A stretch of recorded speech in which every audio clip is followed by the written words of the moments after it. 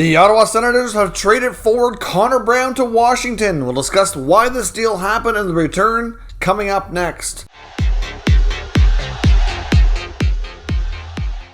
So welcome back to another video here at Top Shelf Hockey. As I mentioned, we have another NHL trade to discuss here. The Washington Capitals have acquired forward Connor Brown from the Ottawa Senators in exchange for a second-round pick in the 2024 NHL Draft. Now, a lot of people I see saying that Connor Brown was traded because he had somehow it got leaked publicly that he intended to test free agency at the end of his contract, which is expiring in one more year's time. He has 1 year left on his deal. I don't believe that to be the case at all. If you take a look at what the other moves that the Ottawa Senators have made here over the past few days, they kind of almost, made a case here that the lineup was didn't have a spot for Brown anymore. They signed Claude Giroux in free agency yesterday. Of course, that kind of rounds out their top six after they also traded for Alex DeBrincat at the draft. So that's two top six spots that they're going to play ahead of Connor Brown. It's just common sense. They're more talented, offensively speaking, than Brown. Connor Brown is a really good hockey player. He's a guy that you can't help but like. Seems like a really good guy.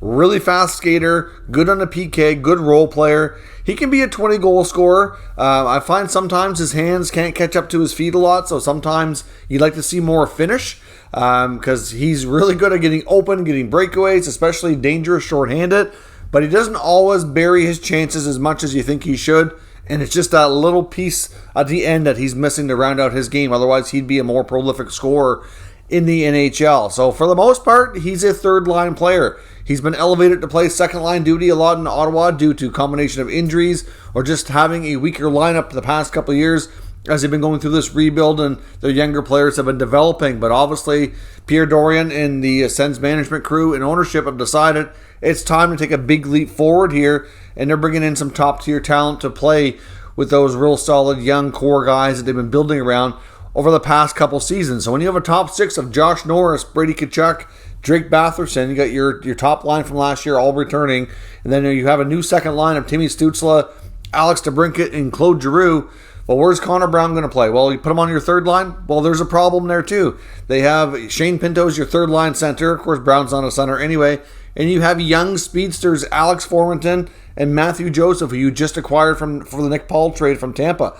You're not going to move Formenton or Joseph to retain Brown. They're much younger, play a similar style of game, and give you a lot of the same attributes and qualities. As much as you like Brown, he's been a good piece there. It just doesn't make sense. So in that sense here, to bring in Claude Giroux, Connor Brown becomes a victim of not having a spot in the lineup, so it comes a case where you have to recoup some salary cap to make up for what you've brought in. It's just that simple. It's not a case of whether or not he was going to leave in a year's time or not. I think Connor Brown he's a smart enough guy to see what was going on around him, that he was kind of getting, past in the depth chart here and what was going on in Ottawa, and that he probably would be in the same spot he was with the Leafs before he ended up in Ottawa, kind of stuck as a third-line player if he stuck around. So I don't blame him for wanting to test free agency, and I think for the most part, he will do that again. I'm not sure if we'll see him extend in Washington. I'd be surprised. But at the same time, this year's a year that the Caps are going to be, they're facing a lot of injuries, uncertainty. So he should be able to get a decent role there. I'm not sure what long term. It was rumored for a big part of the day that Connor Brown was being traded to the Edmonton Oilers. That deal ultimately never came to fruition. Ultimately, because based on what we've heard from the rumor mill and NHL insiders, it sounds to me, which makes a lot of sense, that the Oilers, they've been coveting Brown for a long time. Even when he was with Toronto, they were big Connor Brown fans. Of course, Connor Brown's a former teammate of Connor McDavid from the days in junior as well. And they had, they did play together for a bit. There's a lot of reasons why you might think they could, he could be the right winger on the top line. You have Evander Kane who just signed.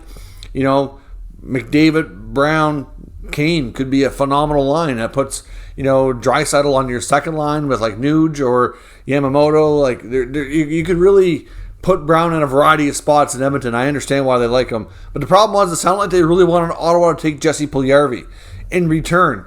But with all the other moves they made, it just didn't make sense. Ottawa was going to trade Connor Brown to recoup some cap space, and they could not take a contract back. They only could really want futures. Draft picks or prospects was really the only thing that kind of made sense for them to do in this scenario. So after going back and forth and Edmonton needing a contract to come off and then kind of insisting on have to be Puljujarvi for Brown, Ottawa had to pivot and go in another direction because it looked that way for several hours that he was going to Edmonton. And I wouldn't be shocked if he does his year in Washington and then ends up in Edmonton as a free agent. It just seems like Edmonton has this thing, like I said, they and all of the former Leafs tend to go to Edmonton now. Look at the contingent of former Maple Leafs in Edmonton now. It's kind of crazy. You've got Jack Campbell, of course, who just went there now. They have Zach Hyman, who they signed last offseason. They got Cody Ceci, who played in Toronto for a while. Tyson Barrie. Like, it's pretty crazy. It seems like, Edmonton is like all former Leafs, or eventually will be. I mean, obviously the top guys aren't, but it's just kind of weird. Just like Calgary has so many former Canucks, it's just kind of odd. But anyways, that's just how she goes. But this trade was not anything to do with Connor Brown wanting to test for agency. This is strictly a salary cap move because of the lack of a spot in the lineup. I think he'll do well in Washington. I think Connor Brown is the kind of player you can fit in on any team. Whether it be, first, second, third line, very versatile, very fast. Like I said, it can be a special teams player. Very good, likable player, good with the groom, good guy. Lots to like, and he will flourish no matter where he goes. But the Sens just had to move on because of all the other bigger names that are going to be playing in front of them after what they've done here. Pierre Dorian's been on a bit of a heater, bringing in some crazy moves here for the Senators, and they just kind of pushed Connor Brown out. So let me know your thoughts on this trade down in the comments. We'll discuss further. If you're new to the channel, make sure you subscribe and stick around. We'll keep you up to date with all the news around the NHL free agency and throughout the entire offseason. Thank you for watching, and I'll catch you next time.